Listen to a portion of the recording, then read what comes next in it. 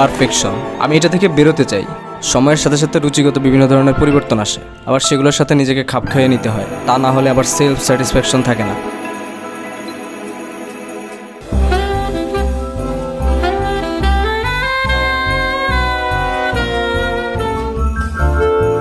আমার মনে হতো যে খুব ভালো একটা আইডিয়া বা স্ক্রিপ্ট আমার একটা ভালো কন্টেন্ট বা আর্টওয়ার্ক তৈরি করতে আমাকে হেল্প করবে। অনেক সময় স্ক্রিপ্ট বা আইডিয়া ছাড়াও অনেক ভালো আউটকাম আনা যায় র্যান্ডমলি।